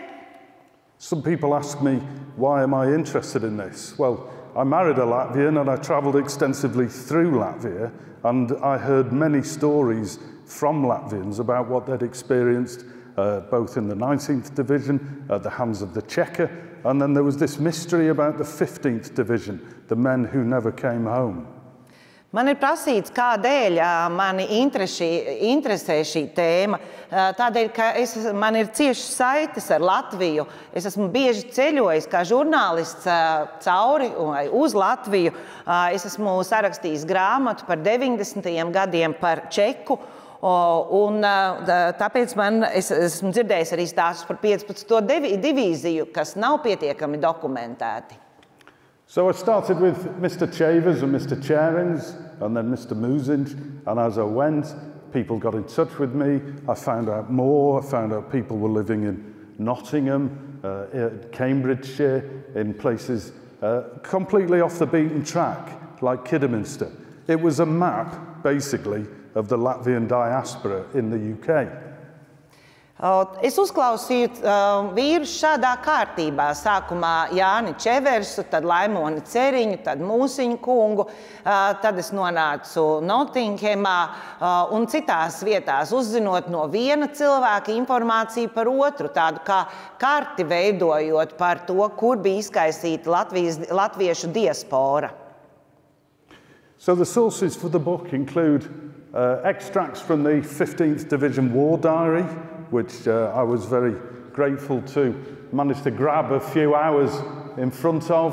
Again, translated accounts from the Latvian Green Books, contributions from across the diaspora, and then, of course, this aspect that we are now developing, what the Polish think about this, their version of events. Tātad grāmatā izmantotie avoti cita starpā iekļauj 15. divīzijas kara dienas grāmatu, kas bija pazudusi 60 gadus, tad arī dažādi tulkoti materiāli no oficiālām dienas grāmatām, no preses trimdā, kā arī pienesumu un informāciju no diasporām Kanādā, Austrālijā, Īrijā, kā arī, protams, ekspedīcijas sakarā minētie poļu avoti un Polijas publiskā atmiņa. And of course, the photographs just illustrate the reality of the experience for these men. Un fotogrāfijas ir tikai ilustratīvas. For which I'm grateful to the Latvian War Museum, to Dagvas Vanagi for letting me just photograph these images and put them in. But I'm a journalist. If you give me permission, I'll use it.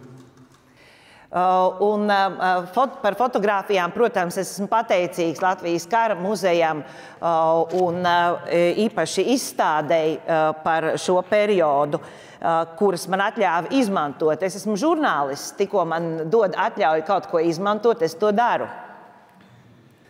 Jānis Čevers, I didn't realise at the time, was actually bedridden when I got his phone number. So I went round to see him. And he'd got himself out of bed. We sat down with a pot of tea and some biscuits. And I said, OK, tell me your stories.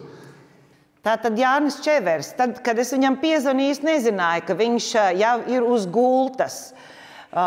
Es ierados pie viņa, mēs sēdējām ar tēju un cepumiem, un es teicu, nu, pastāsti man savu stāstu. So, with the help of Anda, I'm going to tell you what he said to me. Un tūlīt es jums pastāstīšu, ko viņš man teica. One scorching day in July, the Russians had launched a big offensive. Kādā karstā jūlija dienā Krievi bija uzsākuši milzīgu ofensīvu. We were fighting, retreating, fighting some more, retreating some more. Mēs cīnījāmies, atkāpāmies, cīnījāmies atkal un atkāpāmies vēl vairāk.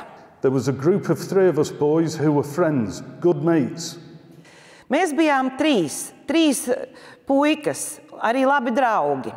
We were running to escape a Russian mortar barrage. Mēs skrējām, lai izvairītos no mīnmetēju zalvēm. The 3 of us took cover in a shell hole when a direct hit landed among us.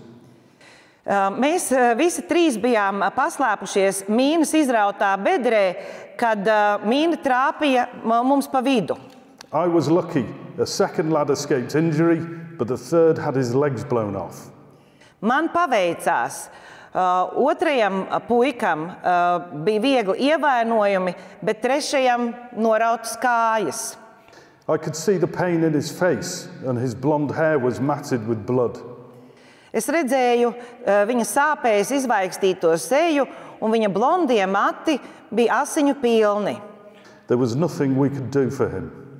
Nebija nekas, ko mēs viņa labā varētu darīt. We had to keep going. Mums vajadzēja turpināt iet uz priekšu. We knew what the Russians would do to him if they captured him alive. Mēs zinājām, ko Krievi viņam izdarītu, ja notvertu viņu dzīvu. So we gave him a grenade and got going. Mēs iedavām viņam rokas granātu un turpinājām savu ceļu uz priekšu. A couple of minutes later, we heard the grenade go off. Pēc pāris minūtēm mums aizmugurē atskanēja granātas sprādziens. And he told me that in English, and we talked for 3 hours in that way. Un tā mēs runājām 3 stundu garumā. So this is oral history. An aspect of the book is oral history.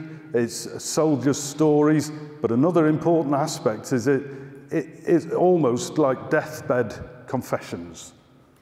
Tā ir vēsture, tā ir personīgā vēsture, tās ir atmiņas, bet no otras puses tie ir kā pēdējie, kā grēksūdze, guļot uz nāves gultas. And because I was talking to men who had lived in the UK for 40, 50 years, 60 years, we just spoke English to English. And the book became a collection of men talking about what the war did to them and to their friends and how that affected them through their lives. Mēs tā runājām ar šiem cilvēkiem, kuri bija nodzīvojuši Anglijā 40, 50, 60 gadus. Tātad valodas barjera nebija, un viņi man stāstīja stundām ilgi, ko šis karš un šīs cīņas nozīmēja viņiem, kā tās ietekmēja viņu dzīvi un viņu draugu dzīvi. He said to me, I became like an animal. I had no human feelings anymore. Viņš man teica, es biju kļuvis kā dzīvnieks, man vairs nebija cilvēcīgu jūtu. You see so many people killed, torn to pieces, wounded. It doesn't make any difference to you. Kad tu redzi tik daudz nogalinātu cilvēku, saplosītu gabalos vai ievainotu, tas tev vairs neko nenozīmē. As we were retreating, we saw one young chap with both legs gone, sitting there pleading. Kad mēs atkāpāmies, redzējām tur kādu jaunu puisi ar norautām kājām. Viņš sēdēja un lūgdamies. We just gave him a grenade to kill himself. What can you do? Mēs viņam iedavām granātu, lai viņš varētu sevi nogalināt. Ko citu mēs varējām darīt? You can't do anything, just run. No human feelings at all. Tu nevari darīt neko, tikai bēgt. Nav vairs cilvēcīgu jūtu. Among the stories that Mr. Cherins told me was that he was wounded on the road between Jastrov and Landeck, and that's what made me go there to see the geography. Viens no stāstiem, ko stāstīja man Laimonis Ceriņš, bija tas, ka viņš bija ievainots uz ceļa starp Jastrovu un Landeku, un tas lika man doties uz turieni. He told me stories about Russians in German uniforms spotting for the artillery so they could shell the road, using binoculars fixed to trees in the forests with knives. Viņš man arī stāstīja stāstus par krieviem vācu uniformās, kuri lūkojās kā izlūki vai netuvojās artilēriju, izmantojot binokļus, kas bija nofiksēti kokos ar mednieku nažu dunčiem. I ended up going across Poland twice, and then I went to Germany twice. And I've ended up with so much material, I've had to stop at the Oder, so there's much more to come. Es ceļoju izpētes braucienā pāri Polijai 2 reizes un 2 reizes arī pāri Vācijai. Un beigu galā man ir tik daudz materiāli, ka pietiktu 2 grāmatām. But here's the moment that made me think I needed to actually write this book. Why do I need to write a book about Latvia when there are so many of you who know so much more about this subject than I do? Bet kādēļ man bija jāraksta šī grāmata? Kādēļ man, nevis jums, latviešiem, kas par šo tēmu zina tik daudz vairāk? I went to Stettin and spoke to a Polish historian from the IPM, and we talked about the situation of Flederborn when 32 Polish prisoners were massacred. You've seen the pictures of the memorial there, and you know the story of this being the lingering myth where the Latvians even now can't be ruled out. Man uz to pamudināja kāda saruna ar poļu vēsturnieku, kurš man arī atkal atstāstīja šo stāstu par 32 poļu ieslodzītajiem Flederbornā. Stāsts par to, kā pie vainas bija Latvijas leģionāri. Tas mīts, kas nekādi nav sagraujams, kam tic vēl šobaldien. So when I interview people, I worked for the BBC for years, so when I interview people, I take a recorder and I just start recording. Then there's no doubt about what the question and answer session is all about. Strādājot kā žurnālists priekš BBC, savās intervijās es izmantoju diktafonu, jo tad ir jautājums un tad ir atbilde un neviens nevar apšaubīt, jo viss ir ierakstīts. So here's the moment. I said to him, maybe, what do you think about Major Kielitis, who had taken the prisoners on the way into Flederborn? Maybe he hadn't mentioned killing them in his memoirs to avoid a war crimes tribunal. Un tad es viņam uzdevu jautājumu, kāpēc majors Kilītis, kurš tika saņemts gūstā, nepieminēja savās atmiņās, kas tika publicētas 56. gadā, šo poļu cietumnieku nogalināšanu. Varbūt viņš to darīja tādēļ, lai viņu nesodītu kara tribunālā. So I said to him, do you ever have conversations with Latvian historians? And he said, no. Es prasīju viņam, vai esi runājis ar Latvijas vēsturniekiem, un viņš man teica, nē. So for the book, we translated both the diaries of Major Kielitis and Colonel Janums into English.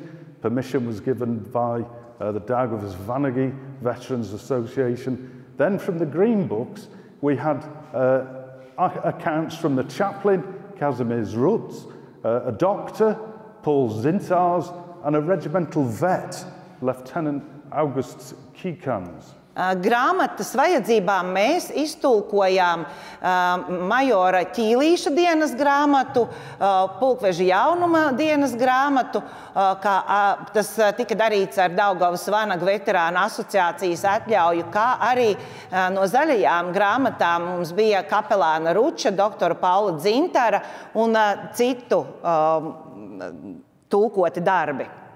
And the situation on that road of slaughter and in the days before was just one of absolute terror, absolute carnage. And one of the extracts by Kazimierz Ruts was this account of the fighting at Vansberg. Vienā no savām dienas grāmatām Kazimierz Ručs rakstīja tieši par kaujām Vansburgā. And he wrote, I was in the trenches with Lutheran minister Julius Straume. Un viņš rakstīja, es biju ierakumos kopā ar luterānu mācītāju Jūliju Straumi. Russian tanks appeared behind the lines and threatened to attack. Krievu tanki parādījās aiz ierakumiem, draudot uzbrukumu, gatavojoties uzbrukumam. All the legionnaires still in the town were ordered into anti-tank positions. Visi pilsētā atrodošamies leģionāri tika nokomandēti ieņemt prettanku pozīcijas. All the reserves and even lightly wounded men were sent to the trenches. Visi rezervisti, kā arī viegli ievainotie vīri, tika nosūtīti uz ierakumiem. Panzerfausts were given to me and Chaplain Straume. I put an anti-tank bazooka on my shoulder and took up a position at the rear. Tanku dūres tika iedotas man un mācītājam Straumem. Es uzliku šo prettanku granātu metēju uz pleca un ieņēmu pozīciju ierakumos. This time the tanks didn't attack, but went on towards Landeck. Šoreiz tanki nešāva, bet aizbrauca Landekas virzienā. So it was that desperate. Even the priests, even the chaplains had Panzerfausts. Tā kā jūs saprotat, ka situācija bija patiešām ļoti, ļoti saspringta, ka pat mācītājiem tika izdalītas ieroču tanku dūres. So why is this book called The Road of Slaughter? Kādēļ grāmatas nosaukums ir Ceļš uz Slaktiņu? The road of slaughter is between Jastrov, Flederborn and Landeck, and you've heard from Valdis about the carnage at Valaksei. Tāpēc, ka šis ceļš uz Slaktiņu ved no Jastrovas uz Landeku, un vēl pa vidam tas ciemats, par kuru stāstīja Jānis. The translations told us of a story of up to 800 wounded Latvians in Jastrov, loaded onto carts, into ambulances, any transport available. No šīm dienas grāmatām mēs varam secināt un redzam, ka vairāk kā 800 latviešu tika ievainoti Jastrovā un tika transportēti gan ar ratiem, gan ambulancēm.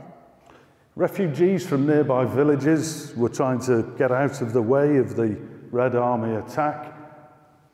Arī bēgļi no netālajiem ciematiem centās izbēgt sarkanās armijas uzbrukumiem.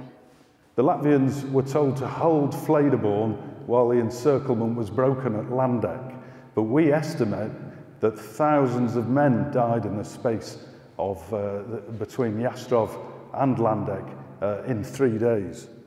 Latvieši centās noturēt Flederbornu, kamēr viņi bija aplenkumā un izlausties no aplenkuma uz Landbekā.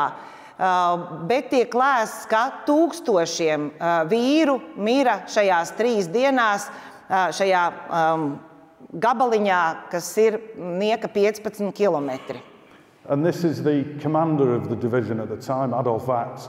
He won the Knight's Cross for breaking the encirclement at Landeck, but at what cost? The Latvian opinion of him was not very good at all. Šī ir fotogrāfija komandiera Adolfa Aksa, kurš komandēja arī 15. divīziju. Viņam tika piešķirts ordenis, bruņinieka ordenis par to, ka viņš pārāva sarkanās armijas aplenkumu Landekā, bet par kādu cenu. Ivars and I added up the losses that were reported in the accounts from the Green Books and then tried to roughly work out how many men that might be. It's an estimate. We've seen already from the historians that they think that it was 3,200, but I mean, it's an attempt. It's a question that I felt needed answering. When I read, you can read them too in this book, but the stories are of absolute carnage. So how many people died there? One thing is for sure, the loss of life was terrible.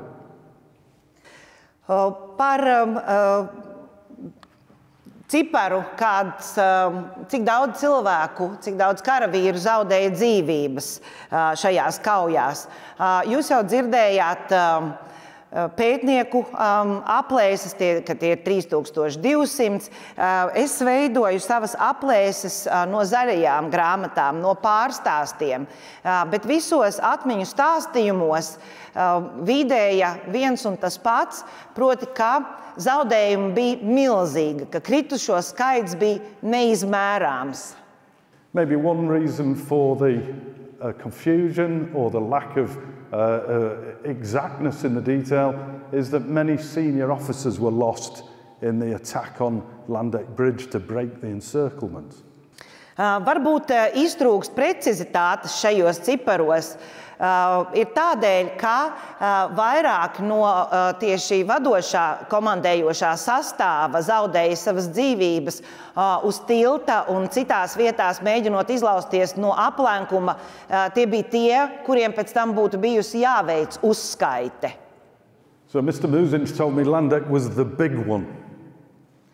Žano Mūsiņš man teica, ka Landeka tā bija lielā vieta. We lost a hell of a lot there. After all the Landeck battles there were only about 17 of our company left alive. It could have been all of us wiped out. Viņš teica, mēs zaudējām milzumu daudz cilvēku. Pēc Landekas kaujas mūsu bija palicis tikai 17, bet varēja būt, ka nebūtu palicis neviens. Mr. Muzinch turned 100 last month. Mūsiņu kungām, starp citu, pagājuši mēnesi palika 100 gadu. So when this book was published, as so often happens, I received an email. Kad šī grāmata jau tika publicēta, kā tas bieži notiek, ka lietas notiek pēc tam, es saņēmu e-pastu. The son of a legionnaire wanted to have a chat with me. Viens no leģionāru dēliem gribēja ar mani parunāt. Everything his dad had told him matched what we knew. Un viss, ko šī leģionāra dēla tēvs bija viņam stāstījis, sakrit ar grāmatā rakstīto, ar to, ko jau mēs zinājām. His dad had won the Iron Cross at Landeck, and he showed it to me down a Zoom call, along with his German belt, which he'd carved the rising sun on at Zedelheim. Viņa tēvs bija saņēmis dzelzs krustu, otrās kategorijas dzelzs krustu Landekas par Landekas kaujām. Un viņš man parādīja man to, kā arī vācu jostas sprādzi, kur bija iegravēta austoša zvaigzne. He'd served with Kielitis, so did he know anything about Flederborn and the Polish prisoners? Un vai viņš zināja kaut ko par Flederbornu un Polijas ieslodzītajiem? Yes, he did. The Polish prisoners of Flederborn were killed by the Dutch-German 48th SS, his dad had told him. Jā, viņš zināja gan. Viņš teica, ka Polijas ieslodzītie Flederbornā ka tos nogalināja holandiešu, vāciešu 48. SS divīzija, kā viņam bija stāstījis tēvs. My dad said Kielitis handed over his prisoners to the German-Dutch garrison, the Dutch 48th SS. Then later they heard machine gun fire. Mans tētis teica, ka Ķīlītis nodeva šos cietumniekus vācu nīderlandiešu garnizonam numur 48. Then later they heard machine gun fire. Un pēc tam viņi dzirdēja mašīnu pistoļu zalves. Kielitis went back and asked what happened, and no one would give him a straight answer. No one would look him in the eye. Ķīlītis devās atpakaļ un prasīja, kas tur notiek. Un neviens viņam skaidri neatbildēja, bet neviens nevarēja arī viņam paskatīties acīs. So his dad said to him, the prisoners were shot on the frozen village pond by the German-Dutch SS. Viņa tēvs bija viņam teicis, tātad cietumniekus nošāva uz aizsaluša ciemata dīķa, un to izdarīja Vācijas Nīderlandes esesieši. Then the Latvians were ordered by the garrison commander to move the bodies into the barn, which was subsequently set on fire. Tad latviešiem komandieris pavēlēja šos ķermeņus pārvietot uz stalli, kuru pēc tam aizdedzināja. Every time I raised it, he was consistent about the detail. Katru reizi, kad es uzdevu šo jautājumu, bija viņa stāstītajā viens un tas pats, tātad konsekvence. The Polish were shot on the icy pond and the bodies were moved by the Latvians. Ka poļus nošāva uz aizsaluša dīķa, bet ka viņu ķermeņus pārvietoja latvieši. Dad was definite about it. He said it was general knowledge at the time.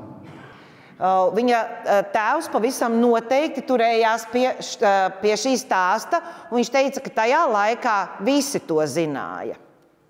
So you can see this story isn't yet over. Tā kā jūs redzat, šis stāsts vēl nav galā. The history of what happened at Flederborn turned out to be different. Tā vēsture par to, kas notika Flederbornā, izrādās pavisam citādāka. The road, you've seen this picture before, this is the road. This is the road of slaughter. Everyone was sitting ducks for the Soviet gunners.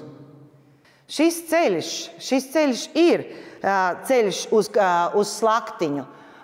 jo no šī skatu punkta ik viens, kas parādījās uz ceļa, bija skaidrs un gaišs mērķis padomjiem.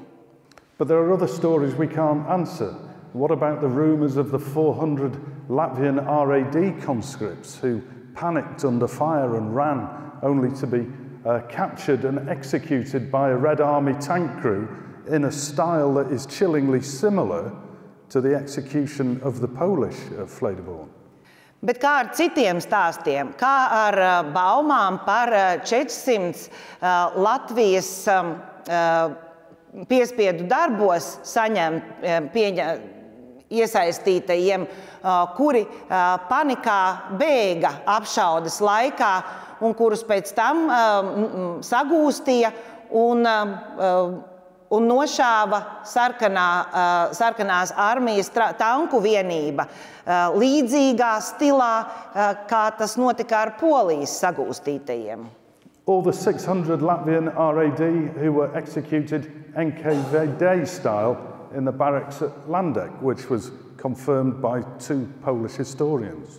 Vai arī tiem 600 piespiedu darbā iesaistītajiem, kurus arī nošāva barakās Landekā. So the question is, should Latvian historians be talking to Polish historians now to get answers to these questions and build on the trip to Pomerania that Valdis Aivārs and Jānis made?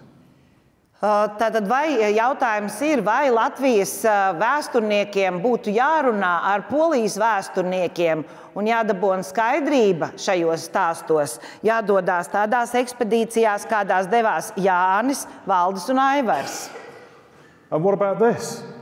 There are Latvians in the Soviet cemetery at Slezhin? Un kā ar šo informāciju, ka latvieši ir padomju kapsētā Sležinā? So I've pulled all this together. I mean, this is quite a serious allegation to make about all these unanswered questions that come from the Latvian episode in Pomerania. All these little things, the executions of the 600 RAD in Landeck, the drivers, the false flag operations, mass rape. So I've put a map together at the end of the book to show you where these things happened.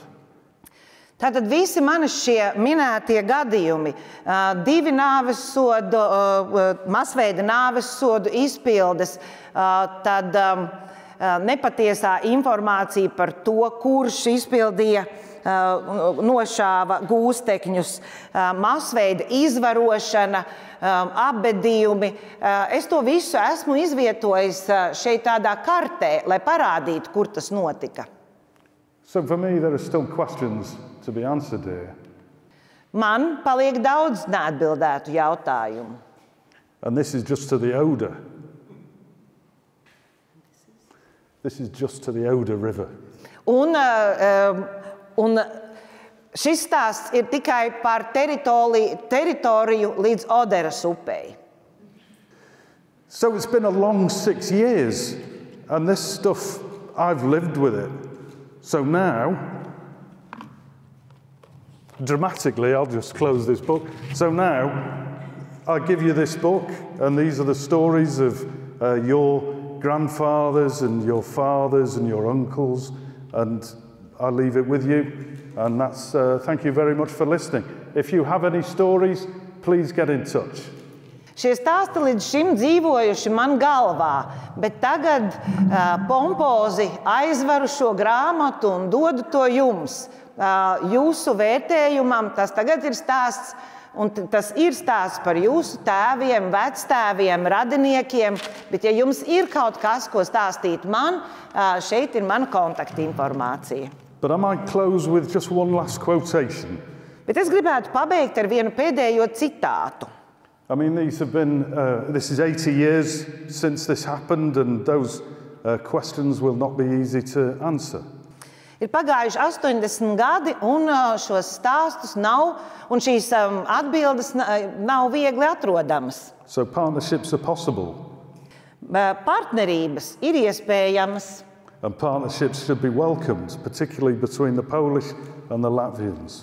Un partnerība, it īpaši starp poļiem un latviešiem, ir iespējama un vēlama. So wouldn't a Polish-Latvian bridge as an outcome of the expedition, as an outcome of this book, be a great thing to happen? Ja šīs grāmatas rezultātā tiktu iedibināts tilts starp Polijas un Latvijas pētniekiem un zinātniekiem, tas būtu pats labākais, kas varētu notikt. And then finally the story of the 15th can come out of the darkness and into the light. Un tad beidzot 15. divīzijas stāsts varētu iznākt no tumsas atpakaļ gaismā. Thank you very much. Paldies!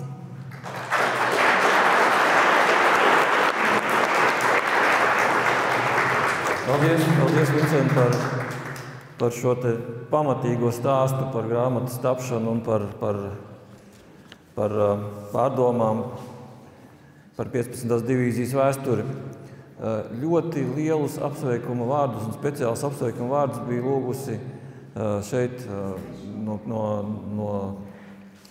mūsu auditorijas priekš grāmatas autoram teikt tulkotāja un, cik es saprotu, daudz, kas palīdzēja Vincentam rakstot šo grāmatu, tulkotāja Daina Vītola.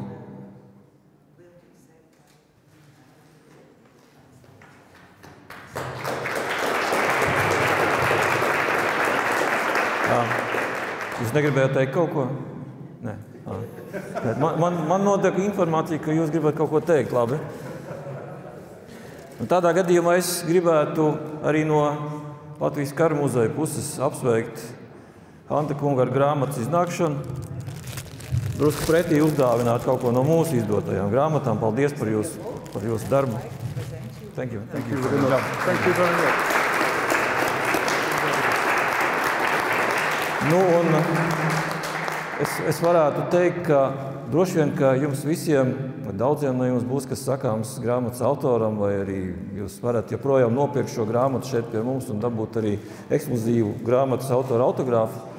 Mēs varam varbūt noslēgt šo te mūsu oficiālo daļu, pāriet pie sarunām par grāmatu, ar grāmatas autoru, ar ekspertiem, kas joprojām šeit atrodas. Paldies jums par jūsu atnākšanu, paldies par jūsu klātesamību šeit, un paldies, ka jūs piedalījāties šajā te stāsta tapšanā par šo te diezgan nezināmo Latvijas vēstures lapas pusi par 15. divīziju, kas varbūt šodien šis stāsts kļuva drusku skaidrāks, un šis bija tas grāmatas autora pieminētais saules stars, tiesa ne ar poļu vēsturniekiem, bet mūsu pašu cilvēkiem. Paldies!